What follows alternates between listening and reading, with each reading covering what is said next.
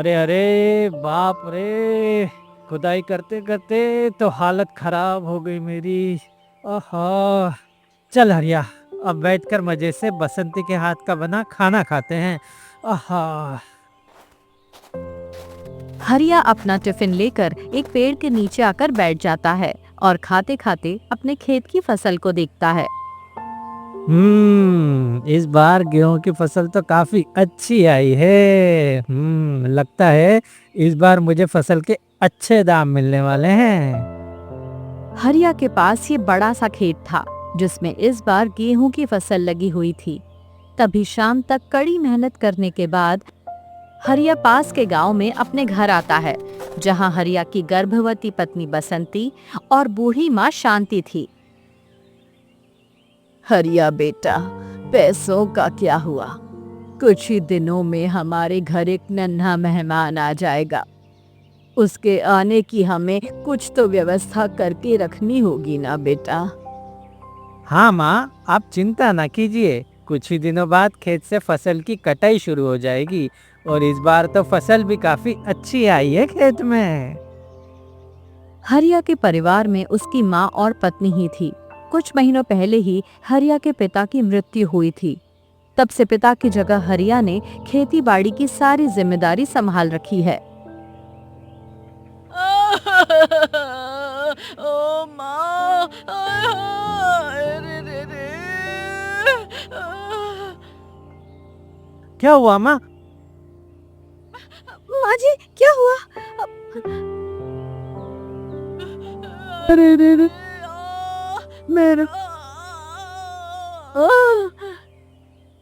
उठिए माँ, आंखें खोलिए। क्या हो गया माँ जी को? ये अचानक बेहोश कैसे हो गई? तुम माँ का ध्यान रखो बसंती। मैं तुरंत पास के वैद्य जी को लेकर आता हूँ। माँ जी उठिए ना माँ जी। भगवान जी, ये क्या हो गया माँ जी को? ये अचानक से बेहोश क्यों हो गई? थोड़े समय बाद हरिया एक वैद्य को लेकर अपने घर आता है। वैद्य जी, देखिए ना माँ को क्या हो गया। ये अचानक बेहोश क्यों हो गई? वैद्य शांति का चेकअप करने लगता है। लगता है शांति बहन तो कमजोरी के कारण बेहोश हुई है।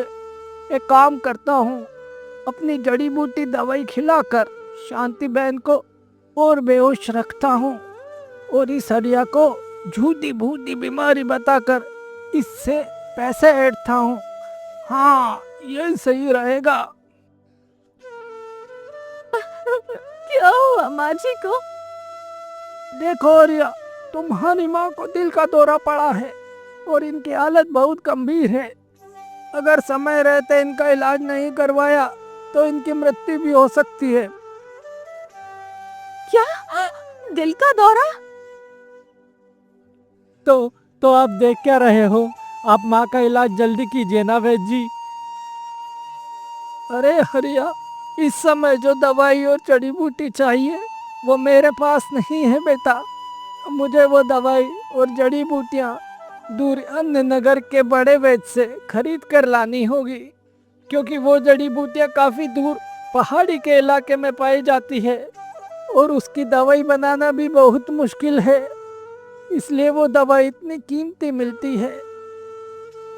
क्या क्या दाम होंगे उस दवाई के? करीब 20,000 रुपया हरिया। क्या? 20,000 रुपए? अब इतने पैसे कहाँ से लाऊं मैं? अभी अभी तो मेरी फसल भी नहीं बिकी है। जी, इस समय माँ जी की जान बचाना बहुत जरूरी है। आप राजा साहब से कर्ज ले लीजिए ना। हमारी फसल बिक जाएगी तो हम उन्हें लौटा देंगे वो पैसे। राजा साहब किसी को कर्ज नहीं देते बसंती। जल्दी करो हरिया, हमारे पास समय बहुत कम है। तुम्हारी माँ को जल्द से जल्द ही दवाई मिलना बहुत जरूरी है। हाँ हाँ, सरपंच जी है वो मुझे पैसे दे सकते हैं। हरिया घर से बाहर चला जाता है। ये नगर एक राजा धनराज का नगर है। यहाँ हर बीमार इंसान का इलाज नगर के वैद्य ही करते हैं। तभी हरिया गांव के सरपंच मनोहर के बड़े से घर में आता है और मनोहर को सारी बात बताता है। 20,000 रुपए तो बहुत ज्यादा है हरिया। मैं इतनी बड़ी रकम तुझे ऐसे नहीं दे सकता। सरपंच साहब, मुझे अपनी माँ का इलाज करवाना है। मैं आपके हाथ जोड़कर विनती करता हूँ, मुझे पैसे दे दीजिए सरपंच साहब। मैं 5-6 दिन में आपका सारा कर्जा उतार दूंगा। 5 दिन में मेरे खेत से फसल निकलने वाली है, उसे बेचकर मैं आपको पैसे लौटा दूंगा। ठीक है हरिया, पर तुझे अपनी कोई चीज मेरे पास गिरवी रखनी होगी। अगर 5 दिन बाद तू मेरा पैसा नहीं लौटा पाया तो मैं तेरी उस चीज पर कब्जा कर लूंगा, ठीक है? अरे अब क्या गिरवी रखूं इनके पास? मालिक मैं अपना घर आपके पास गिरवी रखता हूँ। अगर मैं 5 दिन के अंदर आपके पैसे नहीं दे पाया तो आप मेरे घर पर कब्जा कर लेना।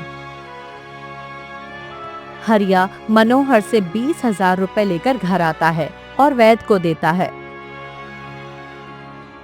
मैं कल दवाई लेकर आऊंगा, तब तक शांति बहन को मेरी दवाइयों से आराम मिलता रहेगा। वैद्य पैसे लेकर बाहर आता है। बड़ा आसान था इस हरिया को बेवकूफ बनाना।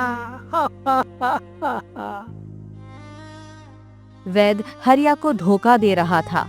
अगले दिन वैद्य साधारण जड़ी बूटी लाकर हरिया को दे देता है। हरिया, बड़ी मुश्किल से मुझे ये जड़ी बूटी मिली है। अब तुम इसे अपनी माँ को खिला दो। इस जड़ी बूटी का असर तुरंत ही दिखने लगेगा। वैद्य हरिया को साधारण जड़ी बूटी देकर वहाँ से चला जाता है। तभी हरिया अपनी माँ को वो जड़ी बूटी खिलाता है तो वैद्य ने जो शांति को बेहोशी की दवा खिलाई थी उसका असर खत्म हो चुका था, जिसके बाद शांति को होश आ जाता है। भगवान जी का लाख लाख शुक्र है कि आपको होश आ गया माँ जी। तभी हरिया और बसंती शांति को सारी बात बताते हैं।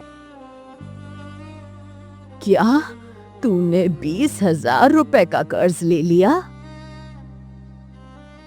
माँ, आपकी जान बचाना हमारे लिए बहुत जरूरी था। कुछ दिन बाद,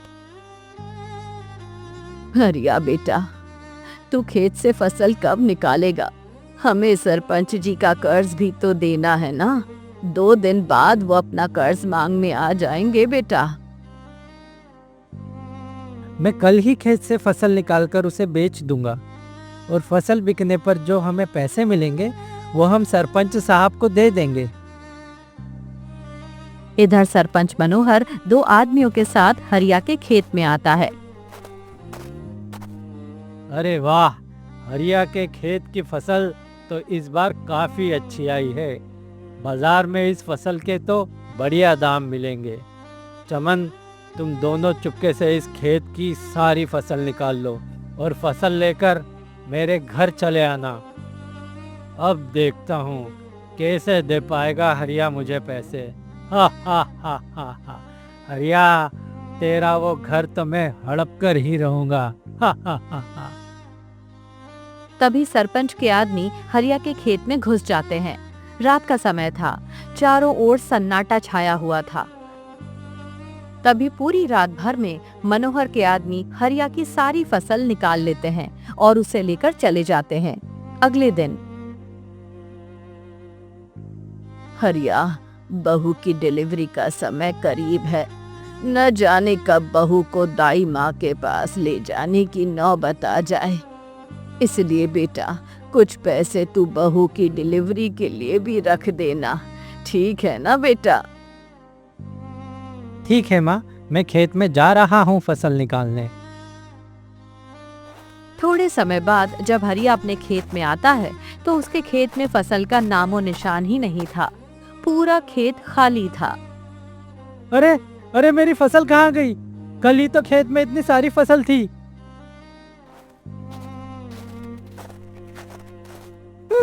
अब मैं सरपंच जी को पैसे कहाँ से दूंगा? अरे हरिया, तेरे खेत की फसल कहाँ गई? पता नहीं दिनेश भाई, कल रात में मैं घर जा रहा था, तब खेत में फसल थी और अब अरे बाप रे, कहीं तेरी फसल किसी ने चुरा तो नहीं ली? आखिर कहाँ गई मेरी फसल भगवान जी? किसी ने चुरा ली मेरी फसल। हरिया हरिया, तू तुरंत जाकर राजा साहब को ये बता दे, अब वही तेरी इस समस्या का समाधान कर सकते हैं। हरिया के लिए ये समय बहुत ही दुख भरा था। तभी वो रोते रोते अपने नगर के राजा धनराज के बड़े से महल में आता है और राजा को सारी बात बताता है। हरिया, इसमें हम तुम्हारी कोई सहायता नहीं कर पाएंगे। अब हमें क्या पता कि तुम्हारी फसल किसने चुराई है। महाराज मेरी सहायता कीजिए, वरना मैं बर्बाद हो जाऊंगा महाराज। हरिया राजा के सामने मिन्नतें करने लगता है, पर राजा उसकी एक नहीं सुनता और उसे महल से बाहर निकाल देता है। तभी हरिया रोते रोते घर आता है।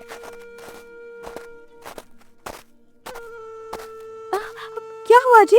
आप रो क्यों रहे हो? क्या हुआ बेटा, मेरा दिल बैठा जा रहा है। तभी हरिया दोनों को सारी बात बताता है। क्या खेत से फसल चोरी हो गई? पर कैसे? किसने चुराई? पता नहीं माँ, किसने चुराई। जी, अब हम सरपंच जी का कर्ज कैसे चुकाएंगे? हमारे पास तो इस समय एक पैसा नहीं है। सारा पैसा तो हमने फसल में लगा दिया था।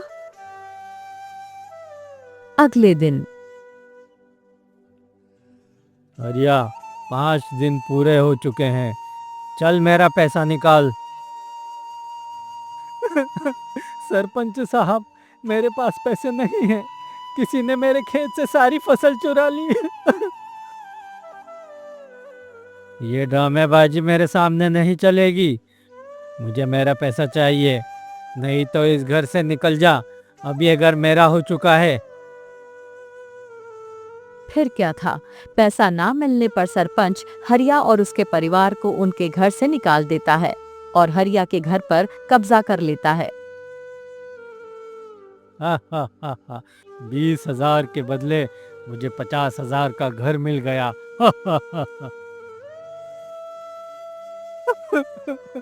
सरपंच साहब ने हम गरीबों की मजबूरी का फायदा उठाया है। अब हम कहाँ जाएंगे, कहाँ रहेंगे? जी आप रोइए मत, कोई ना कोई रास्ता तो निकल ही जाएगा। बहू सही कह रही है बेटा, हमारे पास अपना खेत है ना, हम उसी में जाकर रहते हैं। तीनों अपने खेत में आते हैं और वहाँ एक झोपड़ा बनाकर उसी में रहने लगते हैं। 2 दिन बाद बसंती उसी झोपड़े में एक नन्हे से बच्चे को जन्म देती है। रात का समय। हम इतने छोटे बच्चे को इस गर्मी में नहीं रख सकते। माँ, हमें एक घर की व्यवस्था करनी होगी। हमारे पास खाने के इतने पैसे नहीं हैं, तो हम घर कैसे खरीदेंगे जी? हम अपना ये खेत बेच देते हैं, इससे जो पैसे आएंगे उससे हम एक घर खरीद लेंगे और बाकी पैसों से कोई छोटा मोटा कारोबार कर लेंगे। ठीक है बेटा, वैसे भी अब ये खेत हमारे किसी काम का नहीं रहा।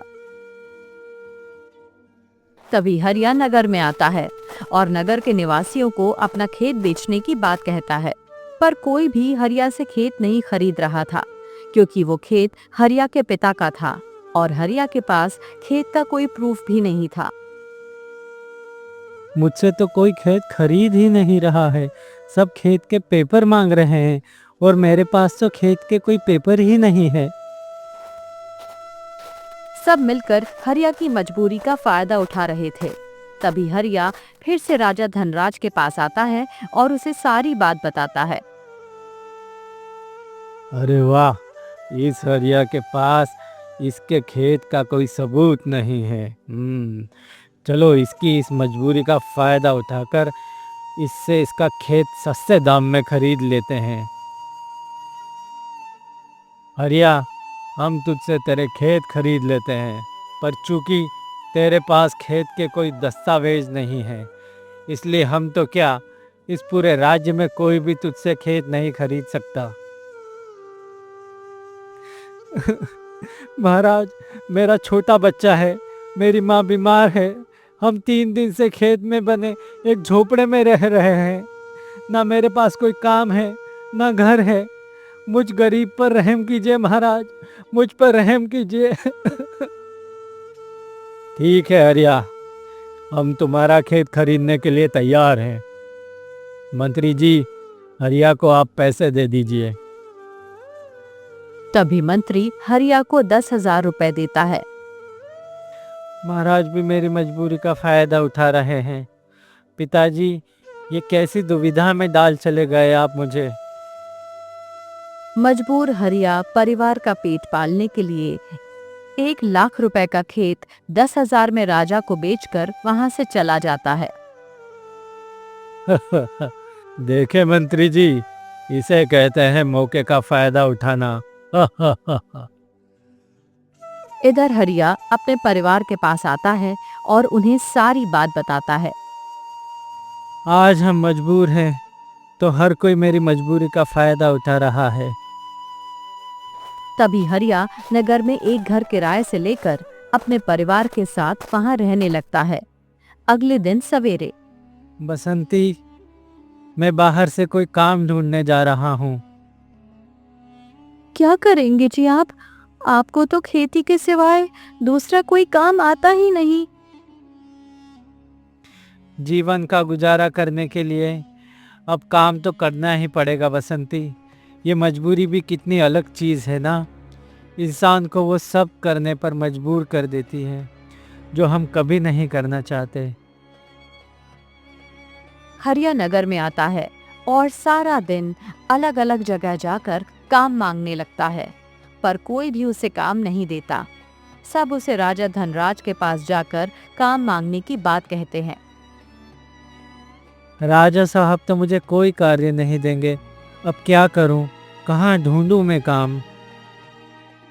हरिया पैदल चलते हुए राजा धनराज के महल के पास आता है तो पीछे एक आदमी अकेला महल की दीवार में कुदाल से छेद कर रहा था।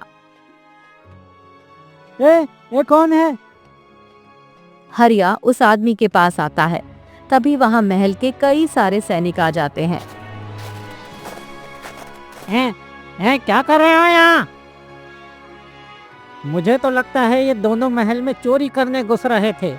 चलो इन्हें राजा साहब के पास ले जाते हैं। अरे नहीं नहीं, मैं चोर नहीं, मैं चोरी नहीं कर रहा।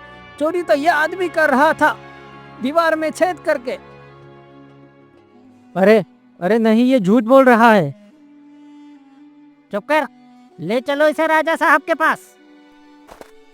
सारे सैनिक हरिया को चोर समझकर उसे राजा के पास लेकर आते हैं और उसे सारी बात बताते हैं। अच्छा, आज से खेत और घर दोनों चले गए तो तू चोरियां करने लगा हरिया। सैनिकों, इस हरिया को हमेशा के लिए महल की काल कोठरी में ले जाकर कैद कर दो। मेरा विश्वास कीजिए महाराज, मैं चोरी नहीं कर रहा था महाराज। सारे सैनिक हरिया को महल की बंद वीरान काल कोठरी में लाकर कैद कर देते हैं। अरे कोई तो मेरी बात सुनो, मैंने चोरी नहीं की। रात का समय हरिया उसी काल कोठरी में अकेला बैठा था। माँ और बसंती मेरी राह देख रहे होंगे, अब मैं कैसे निकलूं यहाँ से बाहर। हरिया बैठे बैठे हाथ से जमीन की मिट्टी निकाल रहा था कि तभी थोड़ा ही गड्ढा करने पर हरिया को जमीन के अंदर सोने के सिक्के दिखाई देते हैं। सोने के सिक्के? हरिया और मिट्टी निकालता है तो उसमें से और सोने के सिक्के निकलने लग जाते हैं। इतने सारे सोने के सिक्के! यहाँ से तो कितने सिक्के निकल रहे हैं। हरिया फटाफट हाथ से खुदाई शुरू कर देता है और थोड़ी ही देर में वो कई सारे सोने के सिक्के जमीन के अंदर से निकाल लेता है। ये तो करोड़ों का खजाना है। मुझे इस खजाने को लेकर यहाँ से बाहर निकलना होगा। इस खजाने को पाकर तो मेरा जीवन ही संवर जाएगा। हाँ। तभी हरिया अपना कुर्ता निकालता है और सारे सिक्के उसमें रखकर कुर्ते की एक पोटली बना लेता है। आधी रात का समय, चारों ओर सन्नाटा था। अब कैसे निकलूं यहाँ से बाहर? तभी हरिया को सामने ऊपर एक खिड़की दिखाई देती है, जिसके बाद हरिया जैसे तैसे उस खिड़की तक चढ़ता है और वहां से कूदकर दौड़ते हुए अपनी माँ और बसंती के पास आकर उन्हें सारे सोने के सिक्के दिखाता है। हम तो माला माल हो गए बसंती। बेटा, वो राजा कहीं तुझे फिर से पकड़ने यहाँ ना आ जाए। हम यहाँ से कहीं दूर चले जाते हैं और खुशी खुशी अपना जीवन बिताते हैं। तभी हरिया और उसके परिवार वाले उसी समय रात के अंधेरे में पैदल नगर से बाहर एक दूर दराज नगर में आते हैं, जहां उन्हें कोई नहीं जानता था। तभी हरिया एक बड़ा सा घर खरीदकर और 2 खेत खरीदकर उसमें खेती करने लगता है और अपने परिवार के साथ खुशी खुशी अपना समय बिताने लगता है।